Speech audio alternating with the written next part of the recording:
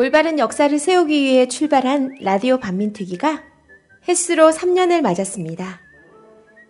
청취해주시고 성원해주신 많은 분들께 감사드립니다. 라디오 반민특위는 많은 분들의 열정과 성원으로 진실되게 만들고 있습니다. 방송 후원은 농협 352-0399-1319-43 강삑분으로 부탁드립니다. 앞으로도 더 정의롭고 깊이 있는 방송 되도록 노력하겠습니다.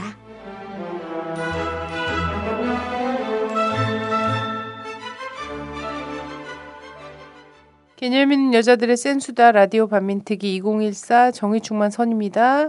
진입니다. 네, 민주주의자 분입니다. 또 사고가 났어요. 참 이 나라에 살다가 보면은 이제 여객선도 못 하겠고 어디 리조트 뭐 이런 체육관 같은 데도 못 들어가고 이제는 차 몰고 뭐 터널 같은 데 들어가는 것도 겁날 지경이에요. 그죠? 네. 그래서 70명이나 되는 사람들이 사실상 인명 피해가 난 거지 않습니까? 막 이 호흡기 쪽으로 화상 입으신 분들도 있고 얼마나 고통스럽고 이럴까. 돌아가신 분들도 계시고 지금 이제 중화상, 뭐 경상 이렇게 굉장히 많이 계신데 세월호 사건이랑 너무 이제 비슷한 대처가 많았어요. 뭐 골든타임을 또 놓쳤다 이런 얘기가 들리고 있고 사망자도 7명, 6명, 8명, 5명 계속 변하고 있고 그래서 제가 정말 너무 안타깝게도 지인분이 이 사고에서 이제 가족분을 잃으셨다고 연락이 오셨는데 빈소도 아직 못 차렸다고 하더라고요. 그러니까 대응을 지금 못하고 있고 너무 안타깝고 정말 얼마나 무서웠을까 그 안에서 막 그런 생각이 들더라고요. 그래서 저는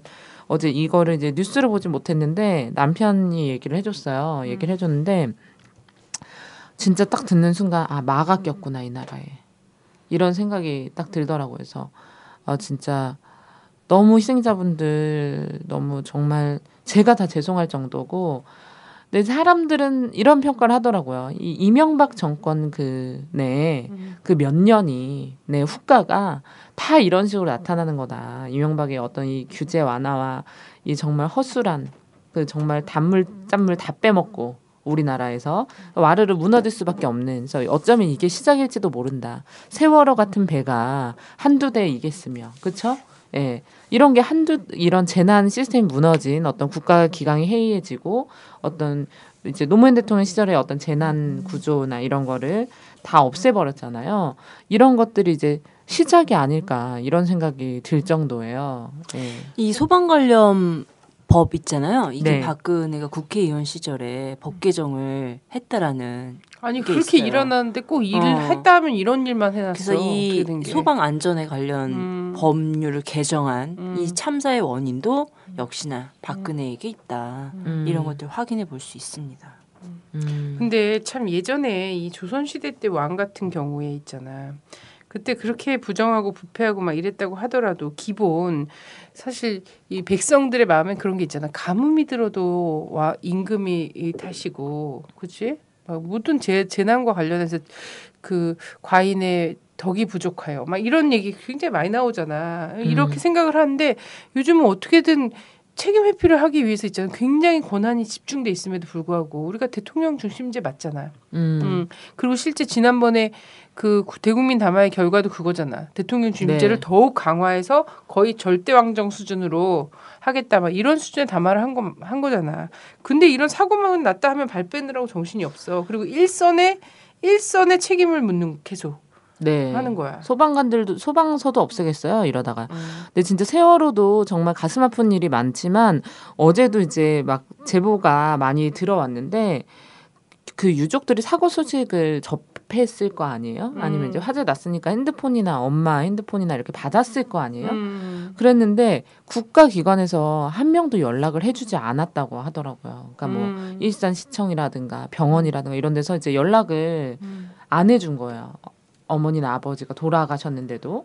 그래서 가족들이 이제 병원을 물어보러 갔는데 거기에서 이미 시신이 안치실에 다 들어가 있는 거예요. 근데 보통 이제 이렇게 하는 경우는 가족들이 시신을 확인하고 그다음에 안치하는 것이 일반적인 순서거든요. 그래서 가족들이 거기서 이제 오열을 한 거죠. 오셔서 이러면 정말 숨이 붙어 있는데 들어간 건지 우리가 어떻게 아냐. 우리 가만히 있지 않겠다.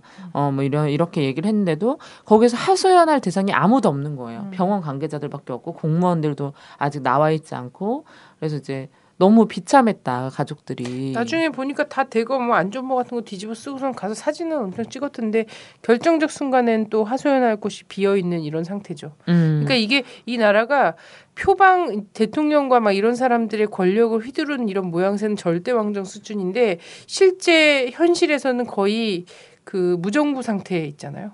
네. 이런 거예요. 그리고 국민들 마음속에는 공황 상태야. 무정부 상태. 그래서 그들이 무엇을 하든 믿을 수가 없는 상황이 된 거죠. 불신이지. 네네.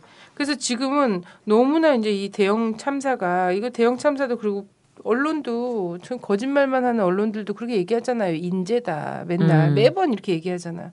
근데 이런 인재가 너무 거듭되다 보니까 이게 한 100명 아래로는 뭐 다치거나 뭐 이렇게 해도 대형 사고 같이 느껴지지가 않는 지경이 됐어. 그러니까 눈앞에서 배가 뒤집어져서 애들을 하나도 살리지 못하고 3일이 넘도록 지금 40일 넘었잖아. 40일이 넘도록 거의 손 놓고 있다시피 그 사람들이 지금 이게 진상에 가장 이게 왜 손을 놓고 있었는가 이걸 진상규명의 정말 키 포인트로 잡고 있지 않아요? 이러다 보니까 이거는 뭐 정말 한 몇십 명씩 죽어 나가는 거는 다치고 막 이러는 거는 별 사건도 아닌 것처럼 여겨지게 만들고 있어. 이런 기사도 있어요. 국민일보에서는 그 위에 메가박스가 있었대요. 거기서 소방훈련을 대피훈련을 열심히 해서 대형 참사를 막았다. 5명이 죽고 60명이 다친 이 마당에 무슨 뭐 훈련 때문에 대형 참사를 막았다는 이런 그러니까 개 같은 기사를 씁니까? 5명 뭐 돌아가시고 이런 거는 그 뭐 아주 축이 안 끼는 거지. 그러면 뭐 사건이야. 돌아가신 분들은 뭐 대응을 못해서 대피를 못해서 다 돌아가셨다는 거예요? 이런 진짜 개념 없는 기사들. 아니 뭐 사회 지도층이 그렇게 얘기하는 거니까 교통사고 숫자에 비해서 300명은 뭐 세 발의 피다 이런 식으로도 얘기하니까 이젠 겁이 나고요. 생각하는... 저도 막 어디 가면 겁이 나고 진짜 이게 뭐 진짜 정말 나라 꼴이 진짜 저는 어떤 생각도 했냐면 우리 공주님 어디 가서 굿이라도 하고 계신 게 아닐까. 그분 또 그런 거 좋아하시기 때문에 이거 마각기였다. 굿이라도 하고 계시지 않을까. 또 뭐 정말 희생되신 분들에게 안타깝지만 정말 공주님 대통령 돼가지고 이 아버지 시절에 그 정말 소리 없이 이름 없이 어디서 정말 다 정말 어떻게 죽었는지도 모르는 그런 의문사 당하셨던 여러 정말 수많은 분들의 정말 노하신 게 아닌가 이런 생각이 막 들 정도예요. 나라 꼴이. 맞아. 네, 저는 그런 생각도 해봤고 또 요즘에 이제 정말 자세 나온 데가 이제 구원파라고 요즘 계속 구원파가 이제 TV에 나오는데 저는 쪽팔릴 정도 이걸 진짜 외국 사람들이 볼까봐 두려워요. 뉴스에서 무슨 구원파에 대해서 그렇게 계속 얘기를 하고 뭐 저는 일단 종편에서 많이 나올 때는 의심을 해봐야 된다. 그럼요. 이렇게 생각을 하는데 종편에 하루 종일 이제 구원파 얘기가 나오지 않습니까?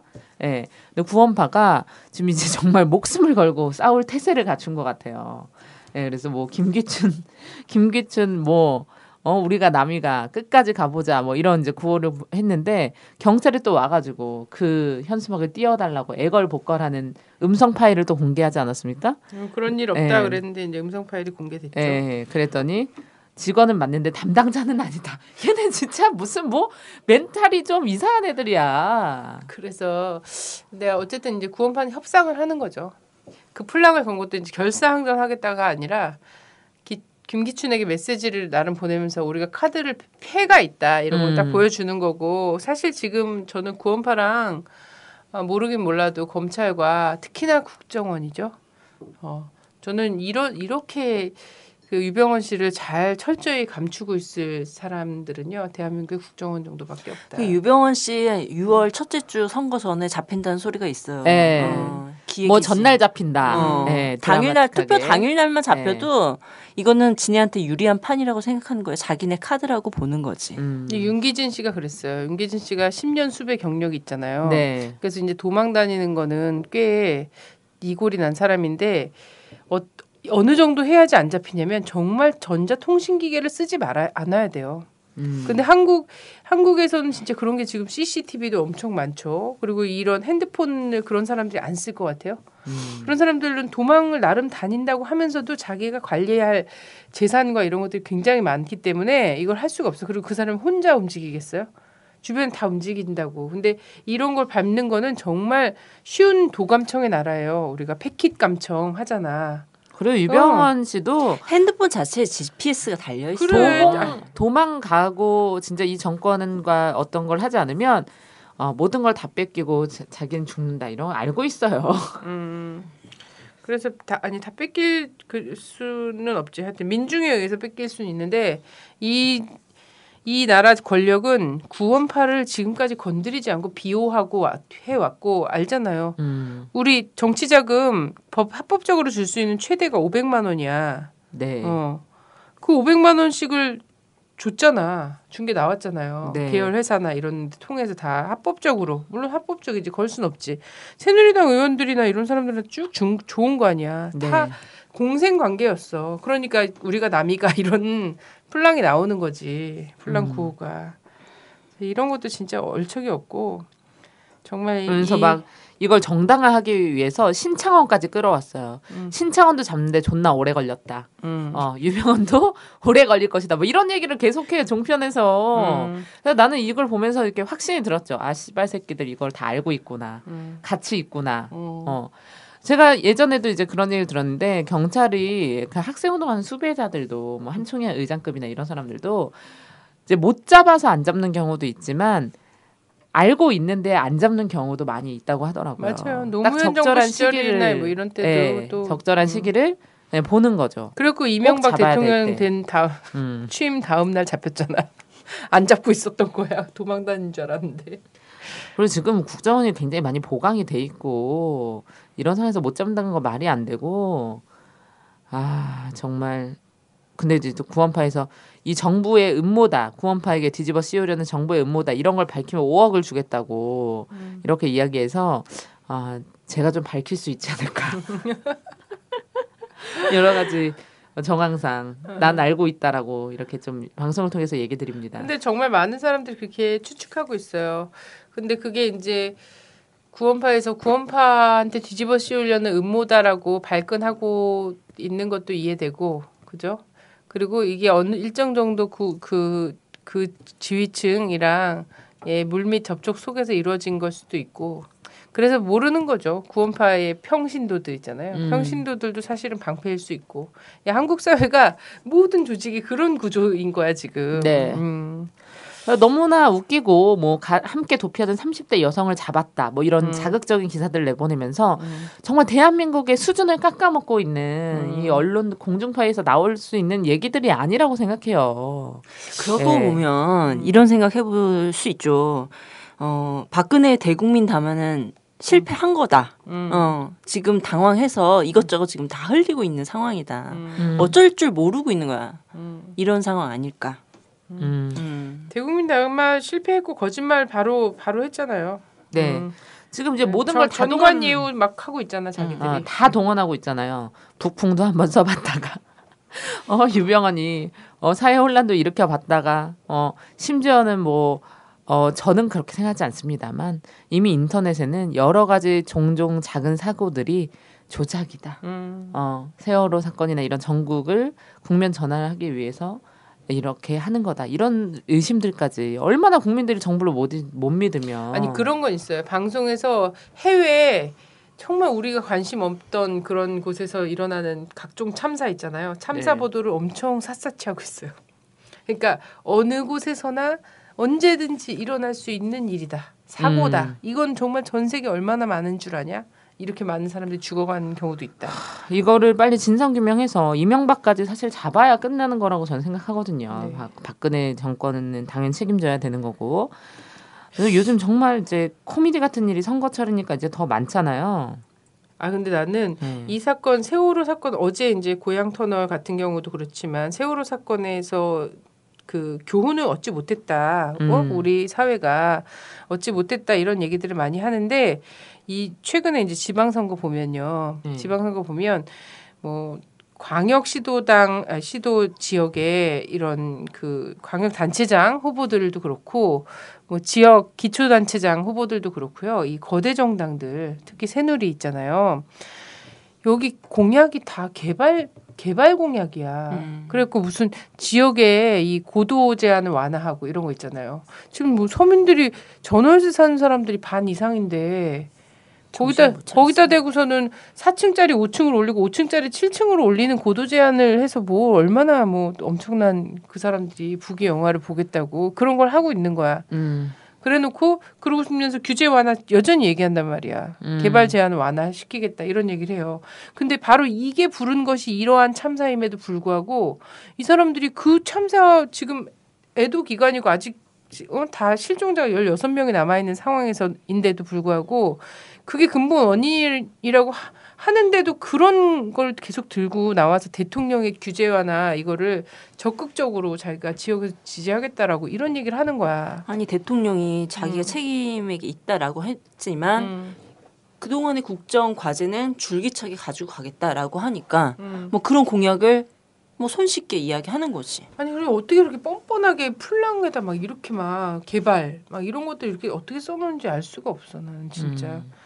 근데 그런 사람들이 또 뽑힐 가능성이 매우 높다는 거야. 당선 가능성이. 네. 아 나는 진짜 뭐 되게 웃긴 사람 많잖아요. 새누리당 후보 중에 전 진짜 웃긴 사람 중에 한 명이 물론 새누리당은 아니지만 좀 고승덕 씨가 교육감을 나왔다는 게 정말 어처구니가 없어요. 아니 보통 교육감을 나온다고 하면 우리 생각에 당연히 뭐 교장 선생님 출신이라던가 뭐 되게 대학 교수로서 한국 교육에 헌신했다던가 아니면 교육부에서 오랫동안 근무를 했다던가 이렇게 교육에 대해서 어느 정도 경력을 가지고 있는 사람이 나오는 거 아닙니까? 애들을 많이 유학 보내봤잖아. 네, 고승덕 씨는 그게 우리의 지향이고 교육적 지향인 거야. 뭐가 있죠? 그냥 서울대 법대를 나와서 TV 출연 좀 하고 뭐 이거밖에 더 있습니까? 근데 이 사람이 갑자기 교육감을 나온 거네. 국회의원 나오는 것까지 이해를 하겠어요. 왜 교육감을 나오냐는 거예요. 저 어처구니가 없는 거야. 그래서 보니까 또 이 고승덕 씨 자식들이 다 미국 시민권자예요. 시민권자야. 미국에 태어났어. 그러니까 미국에서 초중고를 다 다녔어요. 맞아. 한국의 교육의 미래를 그렇게 보는 거야. 네.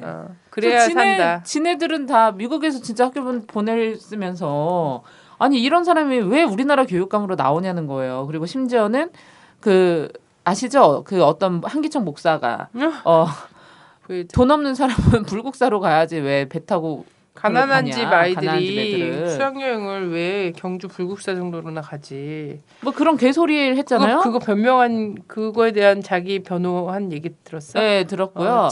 그 자리에도 고승석 변호사 함께 있었어요. 그리고 이제 없었댔잖아. 사석에서도 뭐 정교조를 이게 무슨 조치를 해야 된다 뭐 이런 얘기도 스스럼 없이 하는 완전 개꼴통이에요. 고승덕 씨가. 아니 그래서 새누리당 새누리당은 아니지 교육감이 그치? 네. 숙골 후보라고 본인이.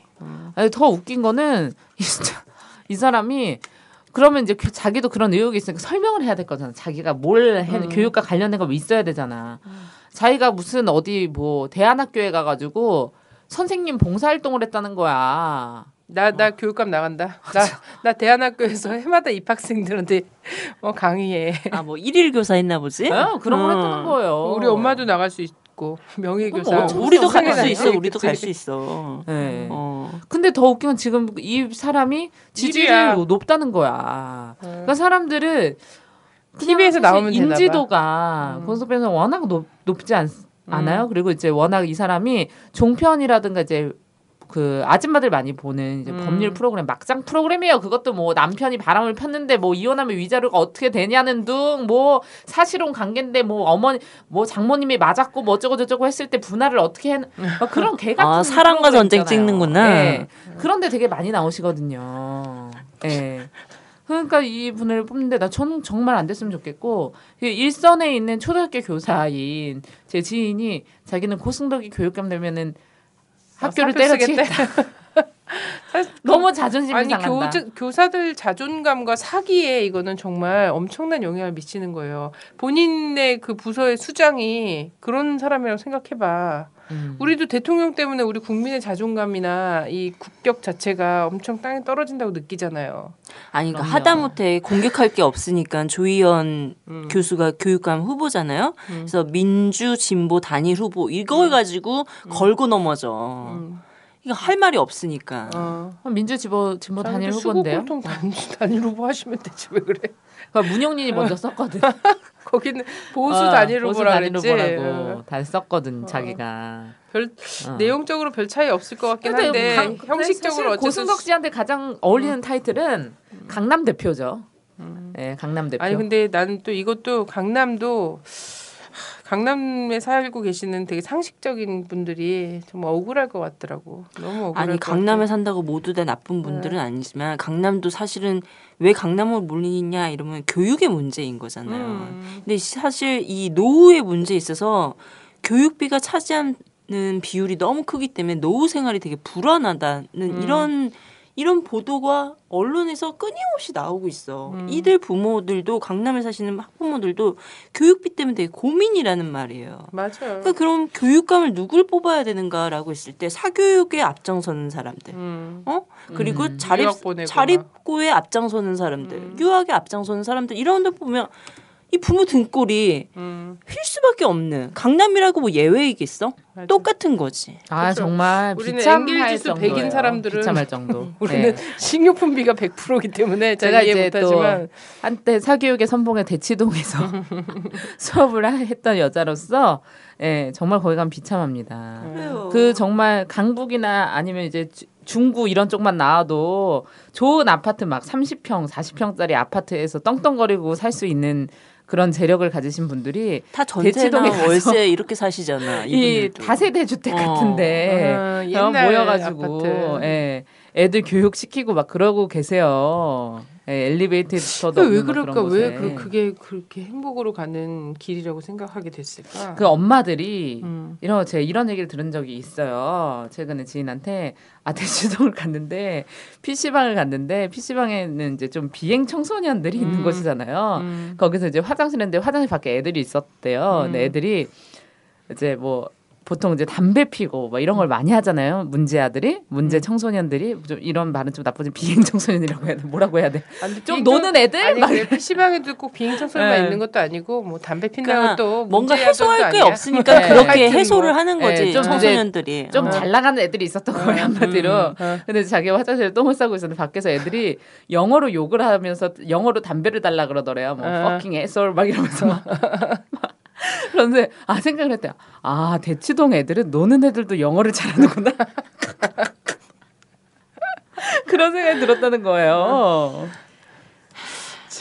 그래요. 하여튼 좀 가치가 바뀌어야 되는데 큰일이야. 네, 애들이 저는 제가 볼 때 저도 이제 사교육을 오래 했지만 그렇게 열심히 엄마들이 비참한 생활을 해가지고 심지어는 막 정말 그 안에 대치동 문제점 되게 크거든요. 막 돼지 엄마라고 하는 이제 엄마들을 추종해야 하면서 정말 선생님들을 거의 사찰하다시피 막 따라다니면서 막 애들을 그렇게 교육시켜서 결국 목표가 스카이거든요. 그래가지고 애들이 무슨 큰 영웅이 된다거나 이런 것도 아니에요. 고승덕 같은 사람 되잖아.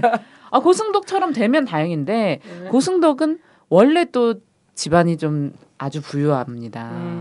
예. 고승덕처럼 되게 힘들거든요. 요즘 서울대 나온 애들이 위인으로 키우고 싶진 않은 것 같아요. 네, 엄마들이. 서울대 나온 애들 꿈이 요즘 뭐냐면 삼성에 입사하는 거예요. 지금 애들 그렇다니까요. 예전 같지 않아요. 막 서울대 나와서 내가 뭘 해야 되고 막 이런 생각이 없고 서울대 나와서 대기업에 입사하는 게 지금 대학생들의 꿈이거든요. 그러니까 직장 예. 정규직을 꿈꾸는 거지. 그쵸. 이게 목표야. 이게 스카이 애들의 목표예요. 너무 비참하지 않나요? 저는 엄마들이 지금 여기에다가 지금 몇 천만 원씩 사교육비를 막 뿌릴 것이 아니라 이런 사회 구조를 바꾸는데 다 목숨 걸고 나서야지 우리 애들이 행복하다는 걸 깨달아야 된다고 생각해요. 전 정말 너무 끔찍해요. 그래요. 다 어린이들을 네. 사회 운동가로 키웁시다. 우리는 되게 행복하잖아. 그럼요. 우리 엔겔 지수 100%라도 너무 행복해요. 전 너무 진짜 너무 싫어요. 나는 어제 오늘 이제 최근에 어제 오늘 딱 본 것 중에 정말 TV가 요즘 우리에게 아무 기쁨을 주지 않지 않나요? 그래서 팟캐스트 이런 것들을 사람들이 보잖아요. 근데 기쁨을 주신 분이 두 분 계시는데 한 분은 이제 정몽준 씨가 매우 기쁨을 주셨고 또 한 분은 안대희 씨가 봤어요? 그 엄청 비장한 표정으로 안대희 씨는 제2의 이해창입니다. 네, 그래서 엄청 비장한 표정으로 그 돈을 자기 기부한다고 했잖아요. 국가에 환원한다고 11억. 근데 사실 어떻게 환원한다는 말은 없어. 그 돈을 그네 누나 주머니에다 꽂아주면 어떡하지? 그것도 국가잖아. 아니 박근혜 씨도 6억 환원한다고 했잖아요. 어떻게 환원한다는 말이 이명박이 없어. 만든 재단에다가 기부하는 거 아니야? 청계재단 막 근데 이거는 공직에 나와서 환원하겠다 이렇게 말하기 전에 환원을 해야 진정한 사회 환원인 거야. 그게 뭐냐면 엄청 비장한 표정으로 해서 그 표정만 보면 무슨 독립군자금을 자기가 독립군자금을 대는 것 같은 그런 비장한 표정으로 사회 환원하겠습니다 이랬는데 알고 보면 매관 매직이야. 그렇죠. 매관 매직을 이렇게 비장한 표정으로 하는 게 정말 대놓고. 아니 근데 진짜 진정한 사회 환원 같은 경우 예를 들어보면 이 박원수 시장 같은 경우는 자기 그 수많은 책을 민족문제연구소에 그냥 몽땅 기증한 거잖아. 네. 이게 진정한 사회 환원이지. 시장 되기 전에 한 거잖아. 그 조희영 교수 같은 경우도 민주화운동 보상금 받은 걸 가지고 NGO에 냈다고. 네. 이 전에 낸 것들 공직에 나오기 전에 해야 사실 값 있는 사회 환원이라고 얘기할 수 있지. 네, 조희연 후보 나와서 멋있더라고요. 나와서 그런 얘기 하는 거는 말씀하신 대로 매관 매직일 뿐인 거지. 아니 그리고 나는 사람들이 너무 막 궁금해. 싸다 11억이면 될 수 있는 건가? 너무 궁금한 거야. 이게 5개월 동안 수입료? 5개월 동안 수입료를 뭘 하면 16억을 벌어? 지금 11억. 이 후보 대형 같은 사건을 많이 경우는 안대희 맡았대요. 총리 후보 같은 경우는 이게 여러 가지 인권 변호사는 아니었던 거야. 인권 변호사는 아니고 왜 16억이나 벌었는지. 왜냐면 요즘 변호사들도 있잖아. 로스쿨 나오고 막 이렇게 한 사람도 많아갖고 한 달에 500 벌기가 어렵다는 사람 되게 많거든. 우리가 영화에서도 많이 봤잖아요. 정관예우. 이제 왜냐면 이제 퇴임한 사람들을 당분간은 무조건 이기게 이렇게 해주는 것이 정관예우다. 우리 많이 봤지 않습니까? 도가니에서도 박근혜 보고. 씨가 이거를 꼭 없애겠다고 얘기하신 그거잖아요. 네. 정관예우. 그렇게 했는데 뭐 사실 진짜 그리고 100%라면 100% 정말 정관예우가 정말 있다면은 정말 불리한 사람들 막 200억, 300억대 뭐 심지어는 1000억, 1조대 걸린 사람들은 그렇게 뭐 변호사 사고 돈 주고 하겠죠. 네, 절박한 사람들. 그래서 이 안대희 씨가 너무 그 비장하게 독립군자금 되는 표정으로 매관 매직을 선언해서 너무 깜짝 놀라고 독립군자금 내는 사람들은 이름 없이 해. 네네. 우리 대가를 바라지 않아. 정몽준 씨 얘기로 빨리 네. 정몽준 씨 얘기 빨리 해야 돼. 빨리 해야 돼. 어제 이제 서울시장 토론회 봤어? 다 봤어요? 저는 실제로 보진 않고요. 트윗 중계로 사람들이 실시간. 저는 페북으로 어제 봤어요. 선언이도 토론했잖아. 저는 며칠 전에 해서 그저께 나갔어요. 아 그렇구나. 네, 지역 방송. 저는 SBS 이런 데서 틀어주지 않더라고요. 우리는 선거 중이잖아요. 그래서 저도 뭐 인터뷰도 하고 뭐 이렇게 했는데 저 이 자리를 빌어서 말하고 싶은 두 분한테 전화가 왔어요. 라디오 반민특위 듣고 있는데 선거운동 도와주고 싶다고. 그래서 나가가지고 함께 선거운동 해주고 싶다고 막 명함이라도 자기가 나눠주고 싶다고 막 그렇게 연락이 오셨어요. 라반트 회원분들한테. 그래서 네네. 제가 얘기했죠. 저 명함을 찍지 않았습니다. 그래서 참 민망하더라고요. 오신다고 하는데 사실 저는 옷도 안 맞췄거든요. 선거운동복. 언니도 안 맞췄죠? 네, 저희도 네, 뭐안 그래서 맞췄죠. 오시면은 이제 보통 이제 자봉 맞출 필요 없어요. 저 혼자라서.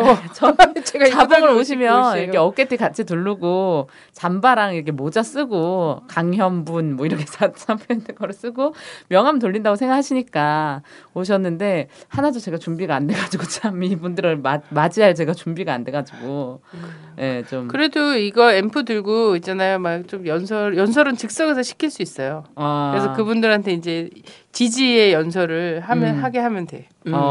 근데 이렇게 뭐 이거는 이제 국민 세금을 아끼겠다라는 마음 속에서 하는 거죠. 근데 그 다른 이 정몽준 후보는 준비가 안 된 상태에서 나온 거야. 제가 보지는 못했어요. 아니요, 준비를 굉장히 많이 했을 수 엄청 있어요. 많이 한 것 같던데요. 막 계속 준비를 안 있던데? 해서 거의 평가가 보니까 이런 막무가내 토론회는 처음 본다 이런 식이던데. 예. 아니 근데 원래 토론회 때 그런 거 자료 같은 거 갖고 나올 수 있나요? 아, 네. 자료는 갖고 이거를 나올 수 있어. A4 용지로 해서 한 뭐 20장이나 이렇게 내외로는 갖고 나올 수 있어요. 근데 이런 거 있잖아. 뭐 컴퓨터를 아이패드 노트북이라든지 본다거나. 아이패드라든지 이런 의혹이 좀 있었잖아요. 전에 네. 대선 때 그런 경우는 안 되죠. 아니 정몽준 씨는 토론을 제가 볼 때 해본 적이 없는 것 같았어요. 거의 그냥 유일하다 아니 예를 이런 들면 거지. 국어 시간에 갑자기 체육을 말하고 수학 시간에도 체육을 말하고 뭐 이런 느낌이라고나 할까요? 아니 근데 어떤 분이 이렇게 얘기한 거 정말 딱 조기축구 동네 조기축구 회장 수준이다 이렇게 얘기했는데 전 동네 조기축구 회장님들이 정말 기분 이건 나쁘죠. 명예훼손으로 네. 걸어야 되는 부분이라고 아, 생각해요. 그러니까 제가 볼 때는 오늘 안 그래도 기사가 다 떴어요. 정몽준은 네거티브. 그러니까 박원순 시장에게도 정태영 후보에게도 정말 네거티브밖에 한 것이 없어요. 복지에 대해서 얘기하라고 했는데 갑자기 주한미군 철수를 주장했냐고 물어보고 뭐 예를 들면 질문을 박원순 시장이랑 정태영 후보는 정상적으로 해요. 정몽준 후보한테 그러지 않았어요. 그 주제에 맞게 질문하는데 국가보안법을 폐지하는 거에 대해서 이렇게 얘기했다는데 맞습니까? 그러니까 계속 초지일간 색깔론과 네거티브를 이제 일가를 하는데 정말 보기가 안 좋을 정도로 중간에 안쓰럽다 이런 생각이 들 정도더라고요. 나는 그렇게 질문하는 사람들한테 차라리 역질문 있잖아요. 네. 그럼 주한미군이 영원히 우리 땅에서 주둔하고 전시작전권도 영원히 미국이 갖고 있어야 된다고 생각하나요? 이거를 정몽준은 오히려- 네 그럴 거야. 오히려- 네. 네. 아, 네, 그럴 네. 거예요. 어제도 되게 토론회 때 시간이 없잖아요. 미국 찬양하는데 한 2, 3분 쓰셨어요. 어제도. 그래서 미국 어디 뭐 하원 출마를 하시든지 네. 주지사 출마를 하시든지 그래야 될것 할수 같아요. 있을지 모르겠으나 이분은 미국의 전술핵을 들여와야 된다고 줄기차게 주장하시는 분이죠. 네. 뭐 그러면서 이제 정태영 후보한테 이제 얘기했던 것이 주한미군 철거 뭐 이런 얘기를 하고 심지어는 반미 청년회가 사실 되게 많지 않습니까? 반미 청년회 엄청 많았어요. 전국에 제가 볼 때는 한 몇십 개는 있었을 겁니다. 그런 비슷한 청년회 모임이 이름이. 근데 이제 그걸 또 헷갈려가지고 93년도에 결성된 반미 청년회를 정태영 후보 2000년도에 결성했는데 이 7년의 시간차를 두고 또 헷갈리게 질문했다가 소파는 아냐는 그런 소리를 또 들어야만 했던. 낙타가죽 소파는 압니다. 우리 네, 집 소파는- 거실에 있습니다. 소파는 아세요? 그러면 보통 알면 아 제가 소파를 모르겠습니까? 이렇게 대답을 해야 되는데 알죠? 그 뭐냐 그 한미 방위 분담금 그런 거 하는 거 소파 그거 아닙니까? 막 이랬더니 진짜 나 그 그러니까 시간에 마치 완전 말린 거야. 이제 예전에 대선 TV 토론 때 이정희 대표가 박근혜 대통령한테 박근혜 후보한테 박근혜 후보한테 이렇게 말했잖아요. 최저임금 얼마인지 아시냐고. 그럼 보통 거기서 알고 있고 그게 너무 사실 좀 어처구니 없는 질문이잖아요. 그러면 네 당연히 알고 있고요. 그런 걸 물어보시는 것이 의도가 궁금해. 이렇게 차분하게 대응했어야 되는데 박근혜 대통령이 자기도 모르게 최저임금이 얼마인지 아세요? 6.1 뭐 이렇게 대답을 했단 말이에요. 정말 무슨 스피드 퀴즈 하듯이 거의 뭐 한 1초의 간극밖에 없이 막 이렇게 대답을 했었는데 그때가 떠올랐고 대본을 같은 사람이 써준 게 아닌가 이런 생각이 들었어요. 팀킬이죠. 네, 대본을 같은 사람이 써줬다 이거는. 그러면 안에 뭐 누군가가 뭔가 들어가 있다는 아니 건데. 그 팀킬을 하긴 했더만 문용린을 디스했던데 농약급식 박원순 후보한테 이제 네, 맞아요, 공격하려고 맞아요. 농약급식 얘기했는데 이거 사실 문용린 거였잖아. 네네. 왜 그 문용린 교육감 쪽에서 그 얘기 한 거잖아요. 농약은 과학입니다. 네 맞아요. 그 얘기 했어요. 대박 네. 정말. 그 얘기 나왔어요. 농약은 네, 과학입니다. 박원순 시장인가 누가 정태영. 그렇게 얘기를 정태영 후보인가 그렇게 얘기를 했는데 좀 진짜 너무 안쓰럽고 얼마나 돈이 많은지 보통 서울시장 그 사무실이나 이런 거를 잘 안 하잖아요. 근데 무슨 동네마다 국회의원 하는 것처럼 막 붙어 있어요. 아니 근데 그거는 이제 돈과 이런 건 엄청 풀었다는 게 느껴져. 그죠? 선거 운동원들도 풀고. 근데 코스프레는 계속 서민 코스프레 하잖아요. 요즘 체험 삶의 현장 찍는 것 같아요. 그래서 공범을 봤어요. 네. 맨 앞장에는 뭐 소방관 옷 입고 있고 그 뒷장에는 뭐 경찰 이렇게 하고서는 경례하고 있고 그다음에 또 청소부 옷 입고 네. 막 이렇게 환경미원 청소한 척 하고 있고 막 이런 거 있잖아. 사진 찍을 바꿔주고. 때만 하고 있어. 아니, 그러니까 사진 찍을 차라리 코엑스 같은데 배경으로 사진 찍고 거기 아이들 직업 체험하는 데 있잖아. 거기 뭐 네. 애들 뭐 옷 입고 막 이렇게 네. 직업 체험 거기 가서 한꺼번에 한 큐에 찍지 그랬어. 나는 정말 무슨 체험 삶의 현장이야 뭐야 막 이런 생각이 드는데 오늘 우리 동네에 오다 보니까 경차 있잖아. 레이인가? 하여튼 경차 위에다가 이따만한 나팔같이 생긴 확성기 달고 정몽준 이렇게 딱 붙어 있더라고. 정말 서민 코스프레 너무 하고 싶은 거야. 경차. 옛날에 왜 나경원이 자기는 이걸로 하겠다면서 모닝 끌고 나가고 한 적 있잖아요. 네. 이거랑 참 비슷한 거지. 얘는 왜 그러나 몰라. 참 고급스러운 이미지로 나가라고. 재산이 조 단위로 있는 사람들 무슨 이게 뭐한 짓이야. 세금만 100억을 넘게 냈어요. 400몇 억 냈나요? 세금만? 빵원 낸 사람으로서 네. 할 말이 없습니다. 아니 심지어는 직계 비속 있잖아요. 그러니까 뭐 손자 막 이런 애들. 손자한테 세금은 내긴 내요. 간접세. 전 많이 주민세도 내죠. 내요. 근데 여기다 내는 거는 소득세거든요. 근데 소득세 내려면 그래도 일정 수준 소득이 돼야 되는데 일정 수준 소득이 된 적이 없기 때문에 빵원인데 우리는 간접세, 특별소비세 이런 걸 많이 내지. 그럼요. 저 17만 원 냈어요 세금. 요식업체도 많이 내고. 그럼요. 네. 근데 본인 그 재산이 뭐야 20조였나? 20조 잘 원이 모르겠어요. 넘죠. 하여튼 저에게 계산할 수 없는 그냥 아주 많구나. 어마어마하구나. 동그라미가 되게 많은. 근데 아내한테 너무 안 줬더라. 근데 너무 조금이야? 아니 그냥 몇십억이더라고. 아 깍쟁이. 정몽준 깍쟁이. 그래서 재산 분할은 좀 공평하게 좀 하지 그랬어. 아예 애도나 줬는데. 근데 하여튼 너무하네. 어쨌든 한국은 지적 수준과 부의 수준이 일치하지 않아. 않는다라는 것을 이번에 또 대선에 이어서 또 확인했고 이 사람들이 이렇게 이런 수준의 후보를 이 무게 있는 자리에 계속 내는 것으로 봐서 얘네들은 그냥 정몽준 아들만의 생각이 아니라 정말 국민을 미개한 수준으로 보고 있다. 네. 네네 이렇게 생각이 되네요. 그런 거와 더불어서. 근데 나 이런 생각도 해봤어. 다른 후보들은 정몽준보다도 못한 거야. 그래 정몽준이 된 게 아닐까? 아니야 이제 그런 거 보면 그 어찌됐든 남재준하고 그 김장수 사퇴 시켰잖아요. 그런데 사실 알고 보니 돌려막기 하고 있는 거나 똑같은 거지. 근데 그래서 나는 어쨌든 정몽준이 이번 서울시장 여기서만 머물지 말고 꼭 다음번 대선 때도 새누리당 대선 후보가 꼭 됐으면 좋겠어요. 그래서 김무성 씨하고 열심히 토론해서 경선해서 아니야. 안대희 씨가 나올 거야. 안대희 씨가 제 2의 이해창이기 때문에 조만간 대선 후보로 만들어지고 나오죠. 있다고 생각이 돼요. 예. 좀 약간 킹메이커가 움직이고 있다. 이 사람 우쭐하겠는데. 그러니까 이런 식으로 나오는 거지.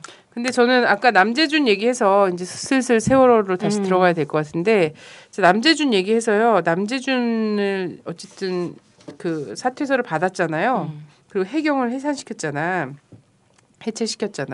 네. 근데 이 해경 해체와 남재준 그 사퇴가 왠지 도주와 증거인멸로 느껴지는 거예요. 예. 그래서 남재준은 계속 국정원 자리에 놔두고 있는 것보다는 사퇴시키고 보호하고 있는 편이 오히려 더 나을 수 있겠다 이런 생각을 할 것 같아요. 그렇기 때문에 이게 청와대가 깊게 개입됐다라는 생각을 떨칠래야 떨칠 수가 없는 거죠. 사실 남재준과 국정원이 개입했다라는 설은 사실 많은 의혹 중에 많이 나오진 않았어. 근데 딱 사퇴를 시키는 것 순간 이거는 확실히 국정원이 개입이 되어 있구나라는 것을 우리 강하게 피를 받은 거지. 그리고 정응원 국무총리가 나름대로 양심선언 하잖아. 나름대로. 국정원 앞으로도 제가 볼 때는 너무 이 보고를 아주 받았다라는 둥. 계속 진짜 일이 빵빵 터질 거예요. 하루에 막. 골 때리는 컨트리 골 때리는 나라 아주 골 때리는 상황이 구명조끼를 학생들은 입었다고 하는데 그렇게 발견하기가 힘듭니다. 구조보다 중요한 건 보신과 실적이라 현장에 우리 학부모 가 있는 누구 하나 내일처럼 달려드는 사람 없다네. 구조보다 중요한 건 오바마마 방문이라네. Poor President Park doesn't even remember what the other question was. 질문이 너무 밝은 옷 챙겨 입고 한바구음 짓는다네. 워워워 골 때리는 컨트리, 골 때리는 나라, 아주 골 때리는 상황이라네. 워워워 골 때리는 컨트리, 골 때리는 나라, 아주 골 때리는 상황이라네. 간첩도 만들더니 조문마저 연출한다네. 대충 사과 던져놓고 안 받으니 유감이라네. 안타깝고 유감인 건 대통령 당신이라네. 책임지기 어려우면 하야도 방법이라네. 워워워 골 때리는 컨트리, 골 때리는 나라, 아주 골 때리는 상황이라네. 꼼짝 말고 있으래서 그 말 믿고 못 나왔다네. 대강 지구를 닫습니다. 가만히 있다가는 다들 죽을 목숨이라네.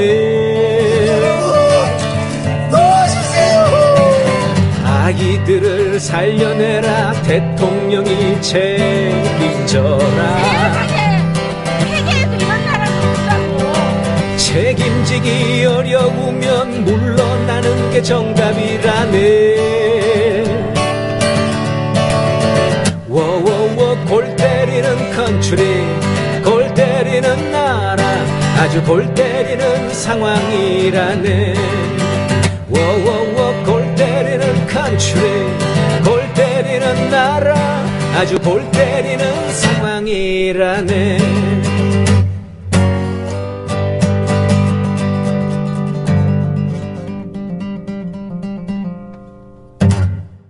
최근에 정말 점점 더 나오는 것들이 굉장히 심각하지 않습니까? 어쨌든 이 세월호 참사 관련해서 세 가지 의혹은 반드시 풀어야 된다 이런 생각이 들어요. 맞아. 어찌됐든 침몰 원인이 도대체 뭐냐.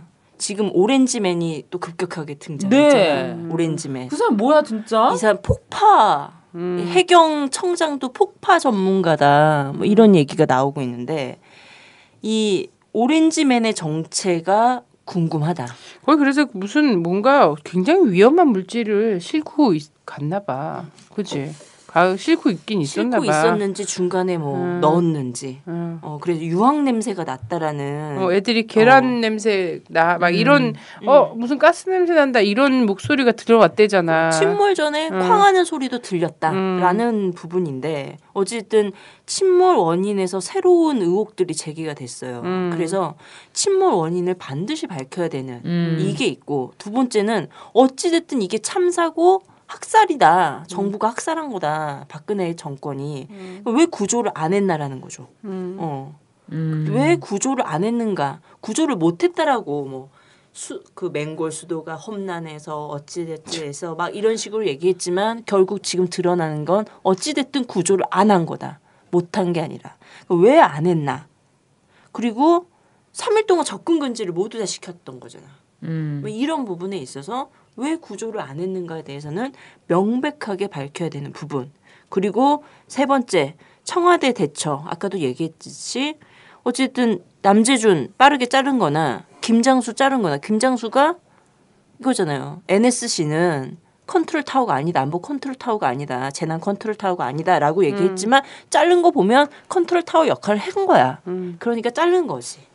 이거에서 청와대는 어떠한 대처를 했었던가, 여기에 국정원은 어떠한 역할을 했었던가, 이 세 가지 여러 가지 의혹들은 되게 많겠지만 그래도 저는 이 핵심적 세 가지는 반드시 밝히지 않는 이상 이 사건이 이 참사가 제대로 규명됐다라고 얘기할 수 없을 것 같아요. 네. 그래서 저는 이 세월호가 제2의 천안함이 될 것이냐 아니면 제2의 칼기가 될 것이냐 이런 생각이 좀 들더라고요.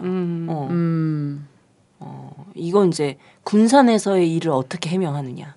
그럼 군산에서의 일을 해명을 못하게 되면 저는 이게 제2의 천안함이 될 수 있다 이런 생각이 들고 아니면 이제 이 쾅하는 오렌지맨의 정체 쾅과 사실 이 하루 전에 면목고와 단원고가 교체됐잖아. 네, 맞아요. 이 세월호가.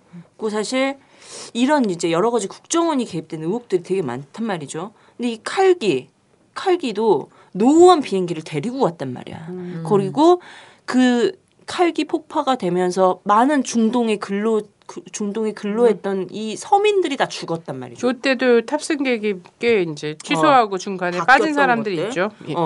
그래서 저는 이 선장 1등항에서가 제2의 김연희가 될 수도 있다. 이런 생각도 들고. 근데 저도 그게 이상하더라고요. 보통 전날 배가 바뀌는 일은 거의 없지 않나? 그렇죠. 그렇게 큰 배가. 그리고 세월호를 관리하는 곳이 국정원이었다라는 거. 여러 가지 의혹들이 대단히 많다라는 거죠. 그래서 저는 이게 무섭다. 정말 저는 그래요. 정부가 구조를 안 한 거기 때문에 이거는 정부가 일으킨 학살이라고 보지만 사실 사전에 정말 자기 정권 안정을 위해서 기획한 사건을 했다면 더더욱 용서할 수가 없다. 네네. 이런 생각이 들어요. 그래서 진짜 처음에는 그렇잖아요. 어머 사고가 났네. 어머 대응을 왜 저따위로 해? 막 이렇게 되는 거잖아. 근데 이게 난 사고를 얘네가 순간적으로 이용할 것인가? 지금 천안함과 이제 뭐 칼기와 이런 거랑 비교를 하는 것은 이런 의미가 담겨 있는 거죠. 난 어쩌다 우연히 진짜 사고가 난 것을 갖다가 그 이후 과정을 조작하고 사건을 부풀려서 정권 안보에 이용을 하는가? 아니면 처음부터 국가기관이 개입해서 사건의 앞과 뒤에 모두 국가가 있는가? 이거예요. 정말 두 가지 다 너무 끔찍한 경우이긴 한데 죄질로 보면 이제 후자가 훨씬 더 더러운 거죠. 예. 그래서 뭐 이런 의혹이 국민들 안에 있을 수밖에 없는 이런 상황이 됐어요. 저는 국정원과 혹은 이제 컨트롤 타워 역할을 당연히 하지 않은 것을 컨트롤로서 한 이 청와대 여기가 계속 의심스러웠던 것 중에 결정적 이유는 전 통영함이었거든요. 그렇죠. 예, 구조함 움직이지 않았잖아요. 아니 해군 참모총장이 명령을 했어 가라고. 근데 이걸 막을 수 있는 권한이 누구에게 있었느냐? 그럼 최소한 합참이잖아요. 그렇죠. 최소한 합참이고 합참 이런 것들을 있지. 이런 것들을 실제 컨트롤할 수 있는 안 됩니다. 이거 지금 좀 기다려 주세요라고 할 수 있는 데는 사실상 한국에서는 국정원 이상 그렇지 않습니까? 이거밖에 없다는 거야. 통용함이 움직이지 않은 거 2차례나 했음에도 불구하고 이거는 뭔가 이 해군 참모총장보다는 큰 힘이 작용했다는 거기 때문에 이 순간부터 나는 약간 확신에 가까운 이런 것들을 갖고 있거든요. 육사 전상 시대잖아. 박근혜 정권이. 그 사실 이 컨트롤 타워 NSC의 역할을 하는 김장수 위에 있는 게 남재준이야. 그 국방장관 위에 있는 게 NSC고 이런 지휘 체계에서 규율로 똘똘 뭉친 이 육사 전성 시대가 남재준 말을 안 들을 수가 없는 거지. 뭔가 진짜. 그래서 난 남재준을 시급하게 사실 간첩 사건, 조작 사건이나 이런 것만으로도 얘는 벌써 예전 사퇴했어야 되잖아. 네. NLL 대화를 깐 것도 그렇고 얘가 이 사람이 다 한 거잖아요, 사실. 네네. 다 해서 그때 국민들은 오히려 남재준 더 집중돼 있단 말이야. 근데 오히려 되게 신기한 거는 세월호 사건이 나면서는 일선에 이제 뭐 언딘이라든지 해경이라든지 청해진 해운이라든지 아니면 해수부라든지 이런 데에 대한 비판은 막 있었는데 약간 국정은 빠져 있었어. 네. 그래서 오히려 이런 얘기가 나왔단 말이지. 세월호에서 구해낸 거는 남재준밖에 없다. 이런 얘기가 나올 정도로 남재준 살았다 분위기였거든요. 근데 굉장히 수상한 건 뭐였냐면 네가 좋아하는 게 누구야? 아, 하태경. 하태경. 하태경을 비롯한 그 사람들 안에서 오히려 남재준 사퇴해야 된다. 소리가 먼저 나왔잖아요. 그렇죠. 국민들은 남재준 구하기 됐네. 아이씨, 막 이러고 우리는 있는데. 하태경을 주목해야 돼요. 네. 근데 보수에서 남재준 사퇴해야 된다는 얘기가 시기적절하지 않게 나온 거야. 네, 그럼 얘네들은 그렇죠. 눈치를 뭔가 까고 있다는 거고 남재준이 이 시나리오에 뭔가 키를 쥐고 있는 사람으로. 네.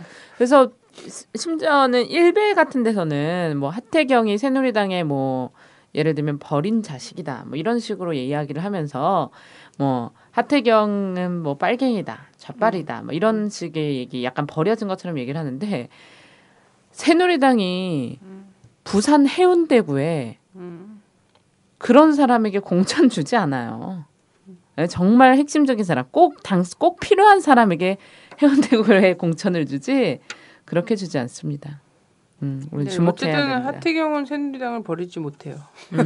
새누리당 어쩔지 모르겠지만. 근데 이제 어찌됐든 침몰 원인을 정확하게 밝히려면 배가 정상적으로 있어야 돼요. 정상적으로 인양을 해야 되는데 지금 절단한다는 소리가 있어요.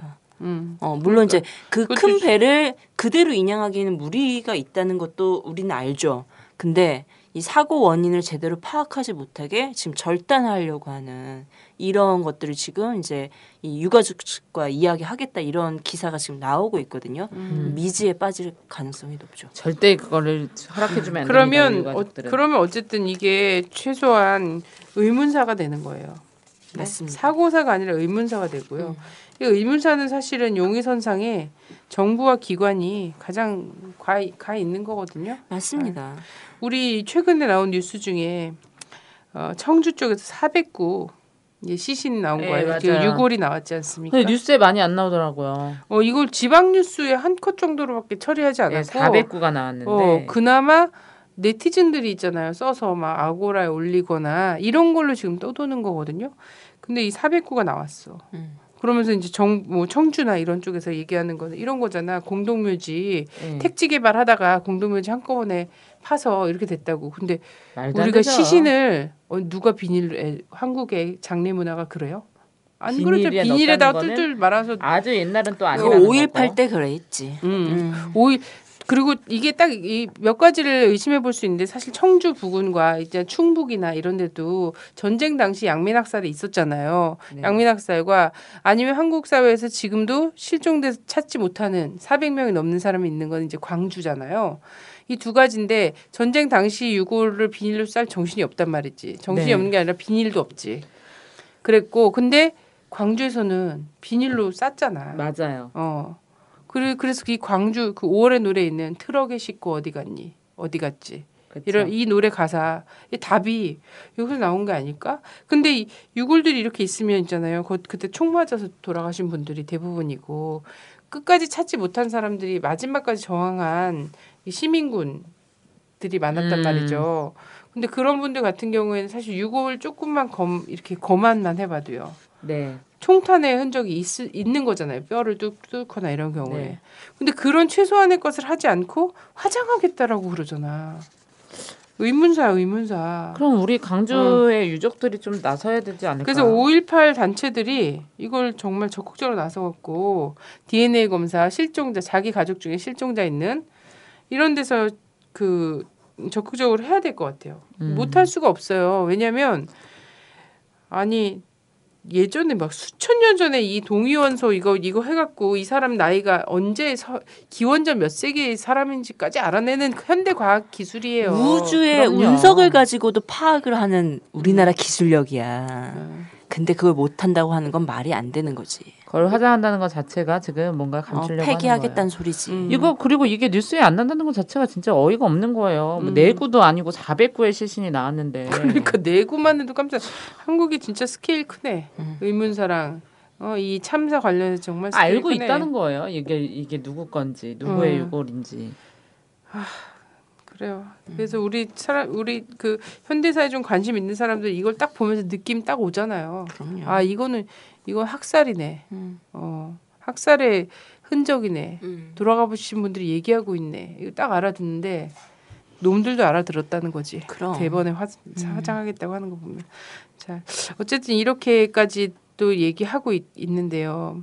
세월호는 이미 얘기하고 있잖아요. 이미 얘기하고 있어. 이거 묻어둘 수가 없어요. 자, 이런 우리가 이렇게 여러 의혹 중에서도 핵심적으로 한 몇 가지 뽑은 이것을 진상규명 못하면 이건 의문사로 갑니다. 지금도 증거인멸은 시작되고 있어요.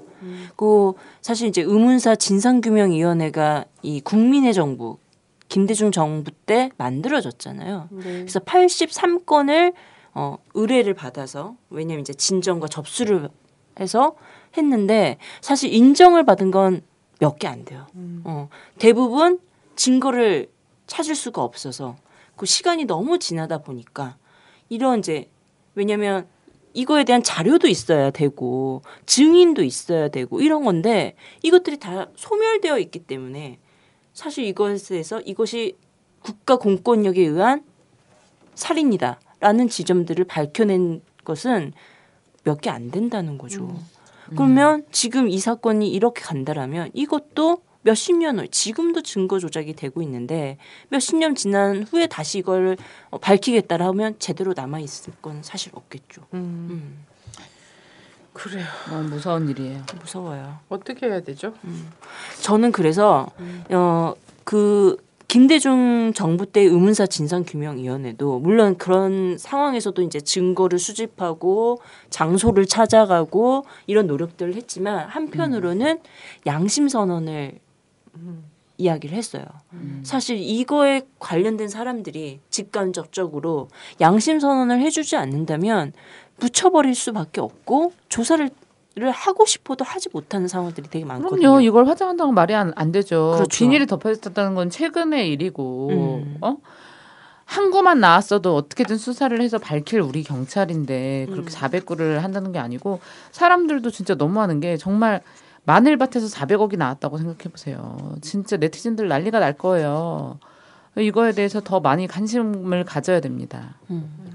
그래서 일단은 저는 이제 이런 의문점을 끊임없이 이렇게 파고 헤치는 이런 노력들 이런 것도 한편 필요하지만 이렇게 사실 말 못하게 입봉하는 사태들이 되게 많았잖아. 한 40여일간에 이런 분들이 주눅들지 마시고 정말 진상 규명과 다시는 이런 일이 되풀이 되지 않게 그리고 남아있는 가족들 그리고 이미 유가족이 되신 분들 이분들에게 희망을 줄 수 있게 이렇게 하기 위해서는 정말 이렇게 필요한 양심 선언이 있어야 된다 이런 생각이 들죠.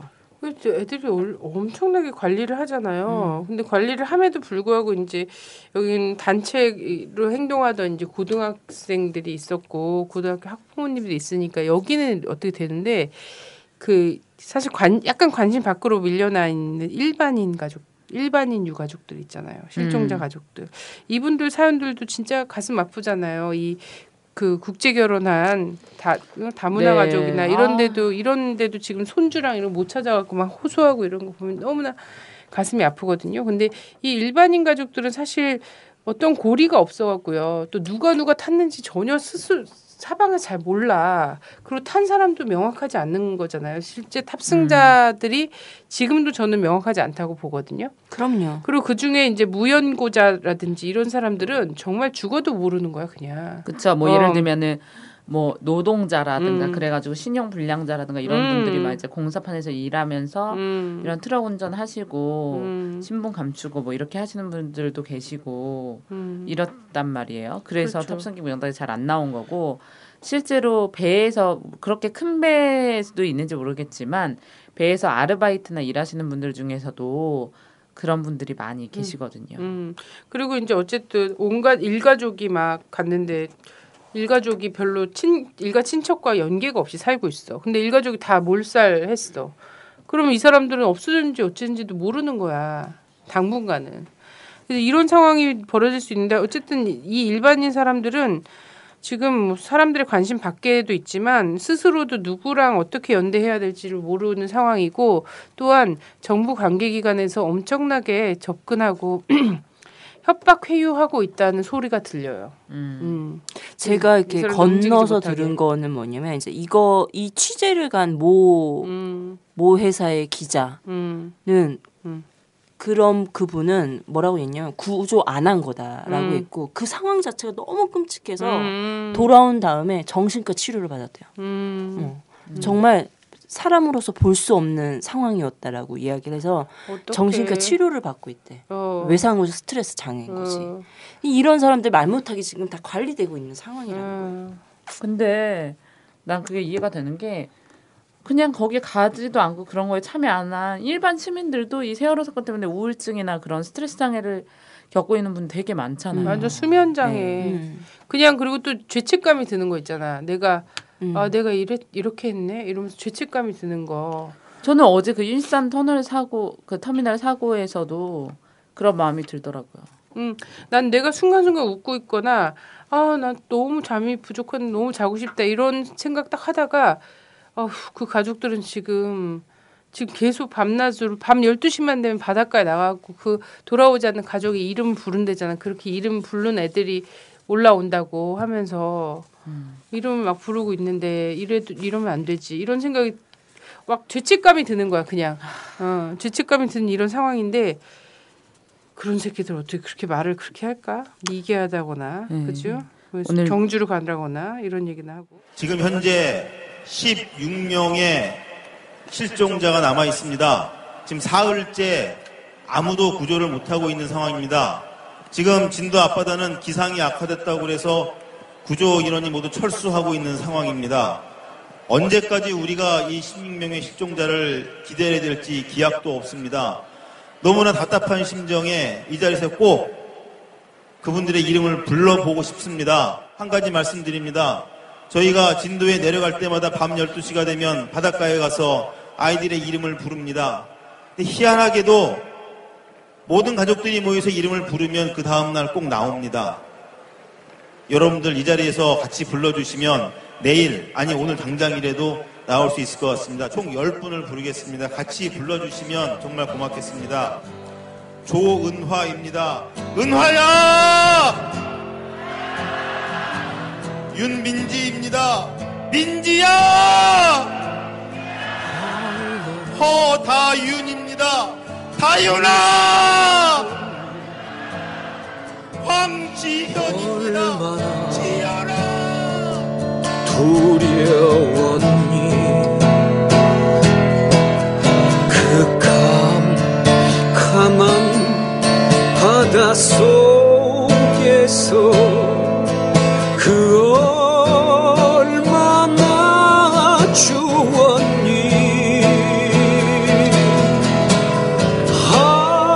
아이야 내 사랑하는 아이야 이제 두 번 다시 여기 이 땅엔 태어나지만 미안해 널 지키지 못해 널 살리지 못해 미안해. 그래서 우리 이제 이 원인과 관련해서 아니 원인이래 의혹들 있잖아요. 의혹 그렇죠. 규명. 근데 이 의혹을 규명하게 하기 위해서 지금 가족대책위가 3개로 꾸려졌단 말이지. 생존자 가족대책위, 그죠? 유가족 그리고 실종자 이렇게 세 분들이 모여서 어쨌든 가족대책위를 꾸린 상황이지 않습니까? 네. 그래서 이분들이 이것의 진상규명을 우리랑 동일하게 이 세 부분은 꼭 돼야 된다라고 생각하고 계실 거란 말이죠. 그래서 이 여론을 모으기 위해서 아무래도 이건 뭐 청와대 벌써 할 건 다 했어요. 가족들이 대통령도 만났어. 만나서 정말 그 정도면 엄청 참고 얘기한 거 아니에요? 저였으면 정말 난동을 부렸을 것 같아요. 그치. 그 앞에서. 근데 엄청 이분들이 엄청 순하고 착해. 그래서 거기 가서도 얘기를 정말 논리적으로 그냥 착하게 한 거예요. 이런 거 해달라고 얘기를 한 거예요. 근데 하나도 안 받았잖아. 착하게 얘기해서 그래. 34일 만에 눈물 한 방울 찍 흘렸잖아. 그런데 이걸로 안 될 것 같으니까 여론으로 압박하는 방법을 택한 거 아니겠습니까? 그래서 우리 국민들한테 도와달라고 했어요. 그래서 100만 명 서명을 지금 하고 있는데 지난 주말에 가족 대책위가 처음으로 촛불에 나왔잖아요. 그럼요. 예, 처음으로 촛불에 나왔습니다. 처음으로 촛불에 나오셔서 근데 이것도 촛불에 나오는 것도 얼마나 부담스럽겠어요. 그럼요. 가족들 마음에 이런 게 있어요. 얘네들은 툭하면 빨갱이 몰이를 하기 때문에 여기에 어울리면은 나도 빨갱이로. 아니 내가 빨갱이 되는 건 괜찮은데 죽은 자식을 욕되게 할 거. 그게 되게 걱정스럽대요. 그럼요. 그 왜 백혈병 삼성 그 피해자분들도 제일 괴로웠던 게 딸 목숨값 받으러 다닌다. 그래서 그런 걸 되게 많이 걱정을 하시고 이랬는데도 어쨌든 촛불에 결국 나오셔서 감사히 서명 용지를 받았는데요. 서명 용지를 50만 명을 전달했거든요. 그래서 앞으로 50만은 더 해야 돼. 최소한이죠, 이거는. 예, 원래는 한 1000만 해야지 되는 건데 그래야지 뭐 우리 사회에서 나름 4분의 1 정도 했고 어지간한 어른들은 한 것이 되지 않겠습니까? 근데 내가 복원된 서명에도 청소년들이 엄청 많고요. 그래서 50만밖에 못했어요. 네, 이 50만을 향후 일주일 동안 다 모아서 드려야지 이 가족들이 믿고 우리와 함께 촛불 시민들과 함께 믿고 갈 수가 있다. 끝까지 가실 수 있는 거죠. 끝까지 이 의문사를 밝히기 위해서 끝까지 갈 수 있다. 있는 힘이다. 이렇게 보시고 여러분들 이 컴퓨터 인터넷 치면 서명용지 다운 받을 수 있으니까 다운 받아서 이거 좀 채워주세요. 주변에 채워주시고 아니면 온라인으로 들어가셔서 또 서명해 주시고 주변에 안 한 사람 있는지 샅샅이 찾아서 꼭 이거 좀 해주시고 100만 꼭 그렇죠. 해드립시다. 그래야 진상 규명을 시작을 할 수가 있는 거고 학살자를 처벌할 수가 있는 거죠. 네. 그리고 의문사로 영원히 남기지 않을 수 있는 길을 만드는 겁니다. 네. 저는 그 얘기 했잖아요. 한기총 부회장이. 네. 대통령 눈물 흘리는데 같이 안 운 것들은 다 백정이라고. 아 미친 새끼야. 아니 진짜.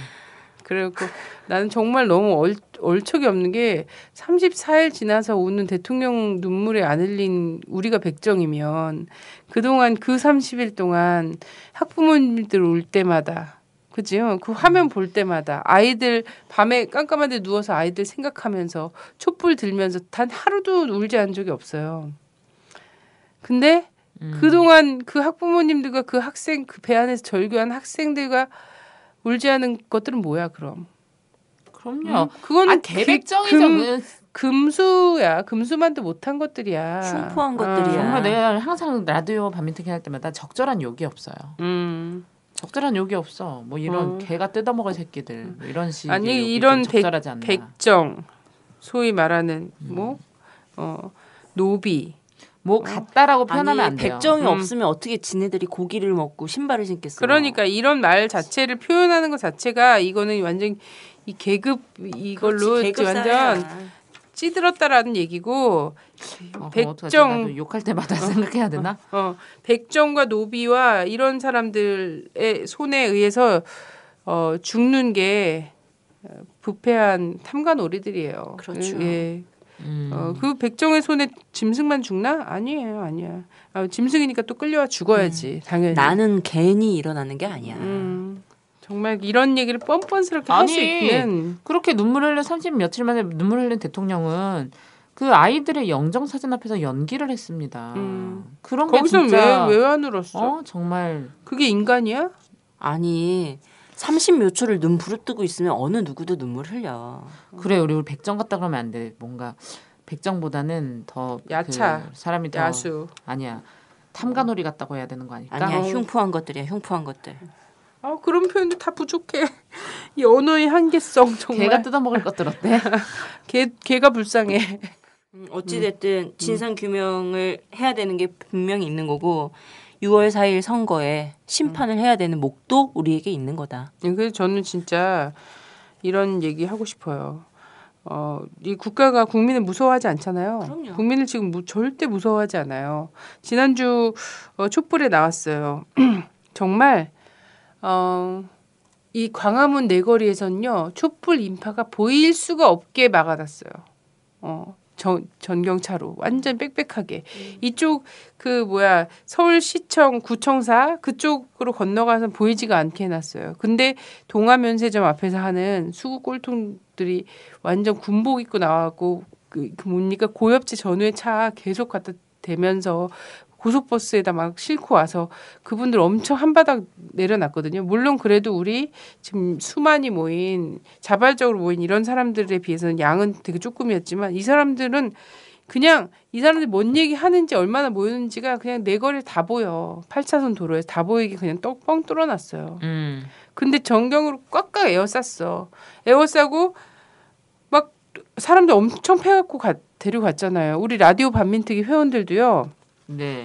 그냥 행진하다가 그것도 합법적으로 허가 맡은 경로로 가고 있는데 갑자기 애들이 치는 바람에 있잖아요. 네. 방패 막 쓸리고 거기 나온 진짜 가정 주부들 막 몸싸움 할 생각이 없었대요. 그래서 좀 생각을 할 수도 없는 사람들이야. 네, 적당히 빠져나가야지 이렇게 생각했는데 빠져나갈 수가 없게끔 그렇게 했다고 하더라고요. 그래서 결국은 정말 얻어맞고 눌리고 이럴 수밖에 없는 상황으로 만든 거예요. 사람을. 네. 폭도로 몰아가는. 근데 저는 사실 제가 진짜 못된 건지 모르겠지만 요즘 너무 경찰들이 폭력적으로 진압하고 사람들 너무 연행하고 막 이러니까 저는 이제 뭐 그런 경우를 많이 봤지만 이제 쟤도 임산부잖아요. 그러니까 좀 걱정이 되는 거예요. 집회 나갈 때마다 이렇게 막 좀 갑자기 내 쪽으로 막 경찰이 막 오면 어떡하지? 막 이런 생각도 막 들고. 나는 임산부다 이걸 써붙이고. 그럼 더 때릴 것 같아. 나 그 생각도 인권 해봤거든. 문제로. 나는 임산부다 막 이렇게 하려고 했는데 그러면 더 막 그 흉악한 것들이 그 개가 뜯어먹을 것들이 나를 집중 공격하는 게 아닐까? 막 이런 생각도. 정말 이 정부에 대한 불신이 저 그까지 온 거야 모든 국민들이. 하여튼 그렇게 해갖고 사람들이 이렇게 완전히 폭력적인 진압과 이 연행과 이런 것 속에서 지금 막 있잖아요. 그래서 여기 얘네들 보니까는 계속 이런 식으로 갈 것 같은 거야. 국민이 우스운 거야. 얘네가 국민이 결정적으로 우스운 이유는 뭐냐면 정권을 국민들 여론을 민심을 사지 않아도 정권을 재창출할 수 있다고 생각해. 왜? 해봤거든. 어떻게? 부정선거로. 해봤잖아요. 그래서 부정선거로 해서 본인들의 권력이 계속 유지될 수 있는 이 사회다라고 생각이 되면 이 사람들한테 그나마 있는 투표권 있잖아요. 이것도 굉장히 우스운 게 되는 거거든. 되게 요식행위잖아. 이번에 그랬지 않습니까? 사전투표일 이틀이나 만들었지. 뭐 부재자 신고할 필요도 없이 그냥 아무데나 가서 동사무소 가서 내고서 하면 되지, 그죠? 네. 그리고 6월 4일은 임시 공휴일로 했어요. 임시 공휴일이지. 네. 뭐 이래. 물론 투표 마감 시간 6시로 여전히 임시 공휴일에도 쉬지 못하는 사람들 투표하기 굉장히 어려운 이런 상황을 만들어 왔지만. 자, 이렇지만 얘네들이 만만하거든. 믿는 게 있어, 지금. 아무리 참관인 조직하고 이래도 최후의 카드지. 프로그래밍도 가능하다 이렇게 하는 게 있거든. 너무 쉽죠. 나 같아도 쉬울 것 같아요. 그래서 국민들이 무섭지 않은 거야. 왜냐하면 침묵한 다수는 다 우리 편이라고 그냥 가늠하게끔 사람들이 믿게끔 만들기만 하면 되는 거거든. 그래서 저는 이 부정선거, 이 부정선거가 정말 하여튼 이승만은 괜히 부정선거로 이게 기화점이 돼갖고 폭발했겠어요? 뭐 이런 생각도 드는 거예요. 국민이 권력을 세울 수도 있고 심판할 수도 있고 끌어내릴 수도 있다는 거를 보여주지 않으면 얘네들의 이 태도는 계속 가요. 이런 거지. 일선을 때려잡는 거. 엄마들이 아이를 혼낼 때 말을 안 듣고 그러면 계속하다 맞는다. 이런 말 하잖아. 맞는 날이 올 겁니다. 그래서 어쨌든 국민이 심판할 수도 있고 끌어내릴 수도 있다라는 것을 그리고 결국 국민이 진짜 권력을 세운다는 것을 보여줘야 돼. 근데 우리는 그 맛배기를 4.19 때 한 번밖에 못 봤어 사실은. 그렇지 않습니까? 87년 같은 경우에도 뭐 선거권만 했지만 세우지 못했잖아. 완전한 승리를 못했던 거지. 근데 4.19 때 끌어내릴 수 있다는 건 보여줬는데 그 다음에 또 못했고 이번에 약간 총체적으로 있잖아요. 국민이 세울 수도 심판할 수도 끌어내릴 수도 있다는 것을 보여줘야 되는데 6.4 지방선거에서 나는 지방선거 따위가 이 정말 오래되고 오래된 이 기득권의 공고한 이거를 완전히 파열시킨 음을 낼 수 있다고 생각하지 않아요. 예, 그럴 정도로 이 정치 안에서의 주체 세력이 크지 않았고 그런 상태이기 때문에 여기서는 최소한의 심판은 하자는 거예요. 예, 최소한의 심판을 하고 그 다음 과정들이 남아 있어요. 여기서도 뜨뜨미지근한 결론 내리면 어떻게 되는 줄 아세요? 자, 김기춘이 살아 있습니다. 그리고 NSC에는 김관진이 간다고 하죠. 그리고 국정원장에는 황교안이 간다고 해요. 이런 말 이미 돌았잖아. 자, 다음에 제대로 보여주지 않으면 다음에 돌아오는 시대가 공안의 시대라는 거는 이제 능히 말하지 않아도 올 거라는 거죠. 그럼 이런 데에서 뭐겠어요? 공안이 길어지면 뭐 국민이 잠재우고 있나? 잠만 자고 있나? 숨만 쉬고 있나? 그러지 그쵸? 않다라는 거죠. 저는 절대절명의 순간을 향해 가고 있지 않나. 나는 국정원장 황교안 세운다는 얘기가 도는 거는 정말 국정원이 진짜 대국민을 상대로 전선을 명확히 긋는구나. 왜냐면 남지준 때는 있잖아 육사잖아. 그래서 좀 전선 자체가 38선에 가 있는 그런 느낌이라도 좀 있었어. 근데 황교안은 국민을 전선 안에 그 국민 안에다 긋는 딱 이 사람인 거야. 딱 이제 법과 원칙이라는 딱 미명하에 들어가는 거지. 이 사람이 한 거잖아. 다 내라는 뭐 그죠? 이런 거. 그리고 다 지금 헌재도 직접 나와갖고 말씀하고 계시잖아. 그렇죠. 야 그리고 안대희도 법관 출신이야. 안 할래 안 할 수가 없어. 그래서 한국에서는 나름 위인이 될 생각을 버렸다면 출세하는 길은 있습니다. 한국 사회가 이대로 이어진 한 율사가 되면 돼요. 인권 변호사 이런 거 말고요. 제일 빠른 길은 김기춘의 길을 따라 걷는 공안 검사의 길. 검사들이 이렇게 무능한 데 있잖아요. 유병원 하나 잡는 것도 이렇게 허둥지둥대고 이렇게 못 잡는데도 불구하고 검사들은 출세는 해. 사람들이 존경을 못 받아서 그렇지. 명예도 없고 이름도 남길 수 없고. 진짜 짜증나. 진짜. 대박이야. 진짜 정말 이 새끼들 정말 가만두면 안 돼. 정말. 뒤집어 엎어야 합니다. 그래서 저는 그 이색 후보가 있더라고요. 김수근 후보라고. 우리 막국수에서 만나볼 겁니다. 네. 정말 대단하더라고요. 평원 게이트범 대선 길의 상체 촛불의 연대를 발라하며 국정원을 발라버려 남체준을 발라버려 새누리당 발라버려 박근혜를 발라버려 민의 분노 국정원의 I'm a monster 난 촛불을 원해 난 촛불을 원해 내만 넘을 때까지 나 촛불을 원해 난 국정원에 왔어 난 참을 만큼 참았어 왔어 국민의 분노 대폭발 국민의 분노 대폭발 국민의 분노 대폭발 발라라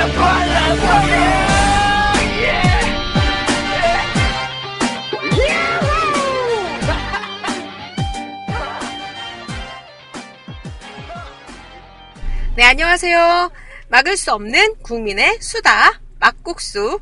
네, 오늘은 벽보나무로 유명한 김수근 후보를 만나러 청계광장에 와 있습니다. 네, 너무 반갑습니다. 예, 반갑습니다. 예, 소개 한번 해주시죠. 예, 서울시의원 중구 제1선거구 통합진보당 기호 3번 김수근입니다.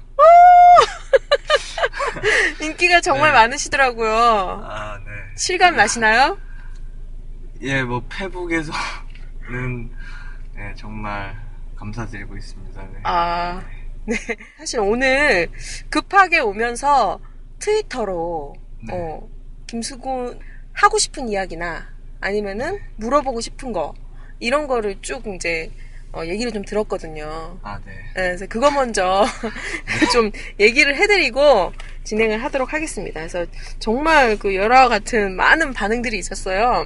김수근 후보의 선거 벽보부터 선거 사무실 올릴 깃발까지 일관된 어조, 박근혜 퇴진. 대학 입시 결과 발표 이후로 가장 가슴 울리는 떨리는 순간이었습니다. 그 누가 생각했겠습니까? 그 누가 실행했겠습니까? 서울시의원 통진당 기호 3번 김수근 당신을 응원합니다. 할로 1440님 트위터 보내주셨고요. 다음은 제가 중구입니다. 어제 TV 토론회에 정태훈 후보가 통합진보당이더군요. 김수근 후보도 멋진 분 같아요. 선거 공보가 A4지 한 장이지만 마음을 전하기엔 부족하지 않은 듯합니다. 그리고 심지어 잘생기기까지. 네. 네. 그리고 유독 사진이 빛을 받아서 잘 나왔더라고요. 아, 그렇군요. 네. 사진 야외에서 찍은 실물 보시면 정말 실망하실 것 같아요. 그리고 부님이 말씀하시는 거는 결혼하고 싶다. 네.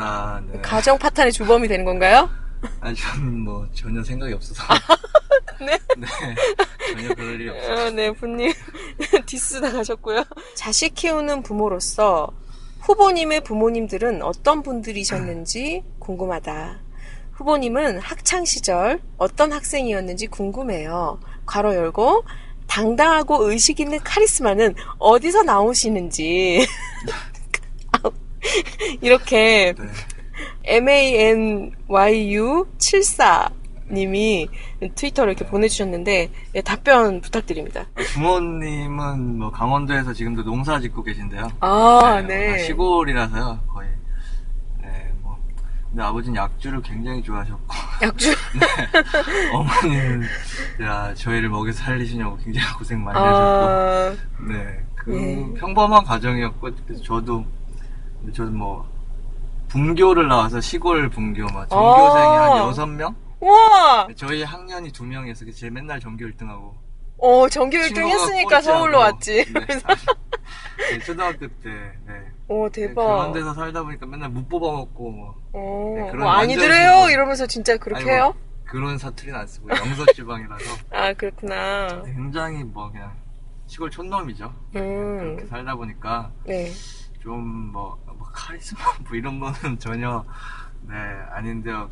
좀 시골 사람들이 좀 하면 하고 안 하면 안 하고 좀 그런 게 있어서 또 뭐 한번 또 강원도 사람들이 한번 하나 강원도의 힘. 화나고 네 그냥 좀 쭉 참다가 한번 하고 뭐 약간 이런 성향 때문에 약간 제가 지금 그렇구나. 쭉 참으셨군요. 네, 참다가 네 저도 좀 이렇게 말 못하는 그런 게 좀 답답하고 그랬는데 또 이렇게 출마하고 나니까 좀 이렇게 제 생각을 말할 수 있는 기회가 생기는 거잖아요. 그래서 말 막 하고 나니까 좀 시원도 하고 제 자신이 좀 치료받는 느낌 막 이런 답답한 게 엄청 심했거든요. 네, 그렇군요. 지금 천막에서 먹고 자고 이렇게 다 하신다고 들었는데 좀 천막 생활은 어떠신가요? 아니 먹는 거는 뭐 식당에서도 먹고 있는데 사다 주시는 게 많이 있어가지고 그냥 먹을 때가 많이 있고 자는 거는 지금 3일 됐는데 어제는 좀 커피숍에서 뭐 할 일이 많아가지고 날을 새면서 잠은 안 잤는데 한 첫날부터 이틀 자고 하다 보니까 약간 지금 목이 잠겨서요. 네, 약간 그래서 지금 이불이랑 잠바랑 좀 더 챙겨왔어요. 네. 그렇군요. 그리고 저쪽에 좀 테러의 위험성이 있다고 너무 걱정하시는 분들이 많아가지고 또 여기 청계광장에 농성하시는 분들이 엄청 많거든요. 네, 그렇죠. 그분들 옆에 잠잘 때만 그쪽에서 자기로 오늘 보호받으시면서 네, 그렇죠. 그렇죠. 후보님이신데 네. 옥체 보존하셔야죠. 농성자분들이 많이 도와주신다고 걱정하지 말라고 하시더라고요. 좋습니다. 든든한 지원군이시겠어요. 지금 철거하는 것도 철거하러 오면 같이 싸워주겠다고 신학대 학생들 세종대 항상 올라가고 그 친구들이 같이 있거든요. 그래서 찾아왔더라고요. 저희도 박근혜 퇴진입니다. 이러면서 그래가지고 사진 둘이 화이팅 하면서 찍고 했는데 도와주겠다고 같이 맞겠다고 너무 열정적인 대학생들 너무 감사합니다. 믿음직하네요. 이후에 일정이 수요일에는 개소식을 한다고 들었는데 어떻게 진행되나요? 내일 제가 저녁 7시 30분에 사무실에서 개소식을 하는데 어쨌든 선관위에서 합법적으로 네, 사무소 설치를 했는데 지금 중구청에서 어째 도로법을 따지면서 불만하면서 철거 통보를 해가지고요.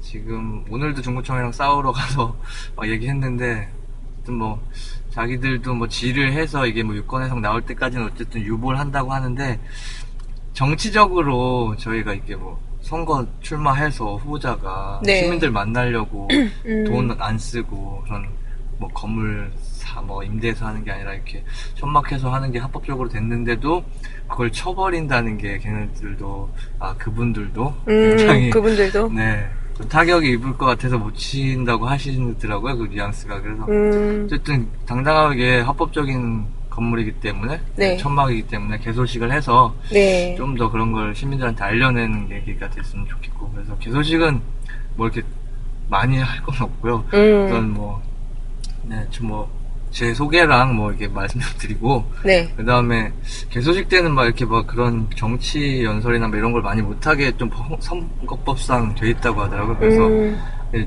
유세로 바로 넘어가서 개소식을 유세로 촛불 유세를 하면서 네네. 오신 분들 발언을 듣고 막 이런 식으로 하려고 하고 있습니다. 제가 듣기로는 선거운동을 청와대 앞 뭐 유세를 중심으로 하신다고 얘기 들었는데 네. 예. 뭐 지금 이 철거랑 이 사무소 설치하고 하던 거를 너무 이렇게 시간이 끌리면서 유세를 많이 못했는데요. 어쨌든 제가 박근혜 퇴진을 구호를 들고 나왔기 때문에 네. 그리고 서울 시의원이고 박근혜 대통령도 서울 시민이고 네. 그런 데 있어서 뭐 청와대까지 서울 가서 시민. 네. 뭐 시의원이 가서 그 근처 뭐 계신 분들 시민들 만날 수 있는 거잖아요. 그래서 그렇죠. 유세 좀 나와서 들어라 이런 입장에서 가시나요? 당신이 왜 퇴진을 당해야 되는지에 대해서 조목조목 알려드리려고 하고 그렇군요. 기대가 됩니다. 그래도 뭐 돈도 저희가 안 쓰고 있어가지고 리어커 유세차를 제가 듣기로는 목요일 11시에 네. 100만원 선거운동 기자회견이 있다고 들었는데 또 거기다가 돈까지 적게 써야 돼서 네, 되게 힘드시겠는데 뭐 쓰실 돈도 없으시죠? 왠지 그러고 하신다는 분들이 엄청 많은데요. 네. 그건 아니고 어쨌든 저희가 쓰는 돈이 뭐 나중에 막 10% 15%나 받으면 다 국민 세금으로 보전받는 그런 시스템이더라고요. 보니까 저도 몰랐는데 그래서 뭐 일반 후보들은 막 3, 4천씩 써가지고 어차피 뭐 제1야당 뭐 여당 야당까지는 다들 그렇게 받으니까 다 뭐 한 3, 4천들 막 쓰더라고요. 뭐 선거운동은 막 쓰고 하는데 어쨌든 그런 게 다 세금으로 또 다 들어가는 거를 그렇게 펑펑 써대는 정치가 문제가 있다고 생각하고 돈 안 쓰는 정치 하자 해서 그렇게 생각하시는 분들 진보당에 많이 계시거든요. 그래가지고 11시에 저희 뜻 같이 하시는 분들 같이 기자회견해서 이런 기초의원부터 진짜 국민들 돈 안 쓰고 우리가 이런 돈 정치 좀 근절하고 제대로 국민들이 또 그래야지 누구나 요즘에 뭐 돈 없으면 정치 뭐 선거도 뭐 맞아요. 그래서 뭐 정치 참여할 수 있게 경쟁 상대들이 꽤 있는 것 같은데 어떻게 좀 각오는 돼 있으신가요?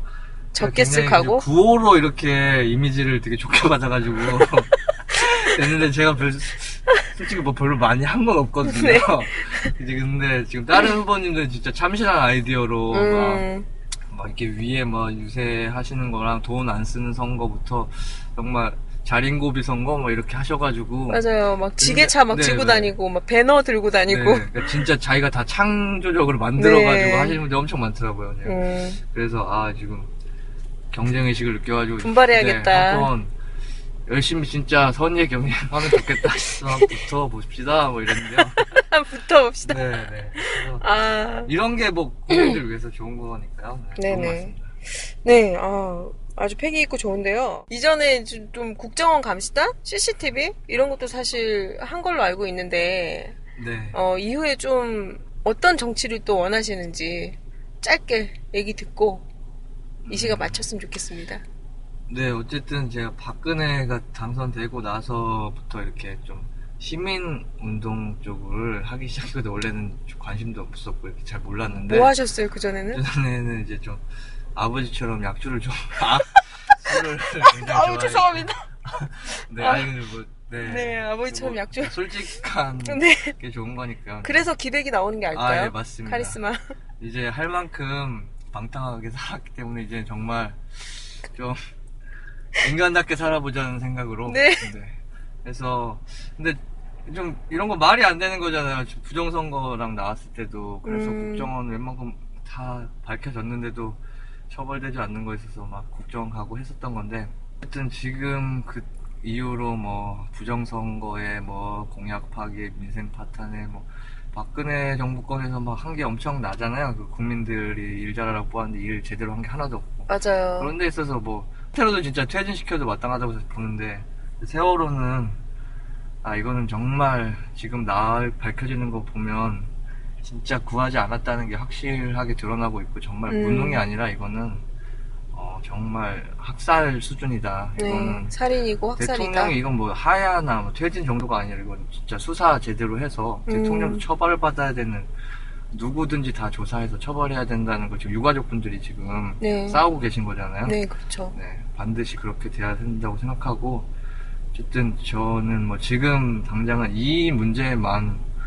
지금 보고 있거든요. 네, 그 다음 이렇게 중요한 것도 제대로 처리하거나 뭐 하지 못하면서 이 나라가 제대로 뭐 될 수 있다고 보지 않고요. 그래서 네, 어쨌든 제 박근혜 퇴진을 걸고 유가족분들이나 이 세월호 싸움에서 반드시 모든 걸 다 밝혀내서 단 한 놈도 용서하지 않겠다는 그런 거를 기필코 보여드리겠습니다. 멋져요. 네, 네, 그 진짜 뜻을 꼭 뜻한 바 이루시길 바라겠고요. 끝으로 저희가 신청곡 받고 있어요. 그래서 어떤 곡 신청하시는지. 네, 제가 좀 힙합을 좋아하는데요. 힙합 마니아? 네, 힙합이 이게 또 한국인의 한과 좀 연결되면 흑인의 저항의식이 담겨. 그래요? 모르셨구나. 네. 네. 저항의식이 굉장히 담겨있어요. 그래서 욕이 많은 건데요. 네, 그래가지고 좀 예전에 지금 요즘 이 분위기나 이 시대를 보면서는 예전 노래인데요. MC 스나이퍼의 소라소라 푸른 소라라고. 네. 7, 80년대 그 전태일 열사 박정희 정권에 탄압받던 그 저항을 좀 담은 내용이거든요. 그렇군요.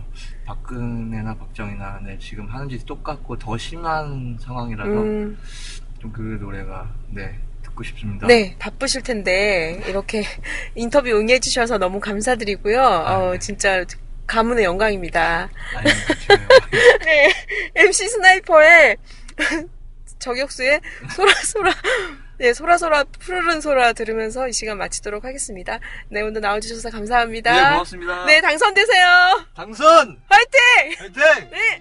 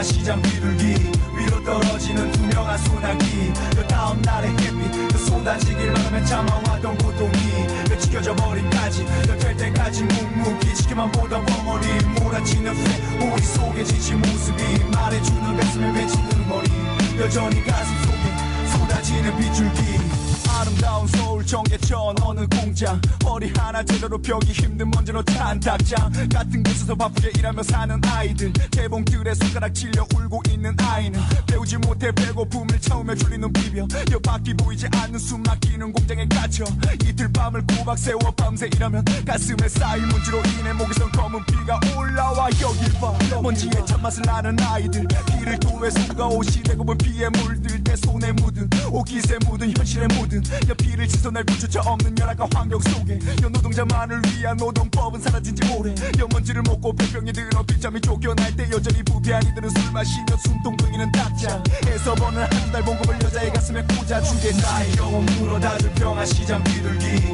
위로 떨어지는 투명한 소나기 그 다음날의 햇빛 그 쏟아지길 바라며 참아왔던 고통이 지켜져 버린까지 될 때까지 묵묵히 지켜만 보던 벙어리 몰아치는 새 오리 속에 지친 모습이 말해주는 가슴에 맺힌 머리 여전히 가슴 속에 쏟아지는 빗줄기 피에 젖은 70년대 서울의 밤거리 무너지고 찢겨져 버린 민족의 얼룩진 피 윤리선으로 받은 나는 여친정한 민중의 지팡이 모든 상황은 나의 눈으로 보고 판단 결단 살기 위해 허리를 조인 작업장 안에 고마는 너무나도 훌쩍 꺼버린 지금 우리네 아버지 무엇이 이들의 영혼을 분노하게 했는지 알 순 없지만 나는 그저 홀로 속상할 뿐이지 인간으로서 요구할 수 있는 최소의 요구 자식 부모 남편 이 길 버리고 죽음으로 맞선 이들에게 너무도 절실했던 바람하지만 무자비한 기타 연행으로 사태를 수습한 나라에 대한 집단 비판 현실에 대한 혼란 으로 이어져 몸에 불지는 전대 일의 추라 나는 말하는 늙은 지식인들이 하지 못한 많은 것들을 이들은 몸으로 실천했음을 나의 영혼으로 다줄 평화 시장 비둘기 위로 떨어지는 투명한 소나기 그 다음날의 햇빛 쏟아지길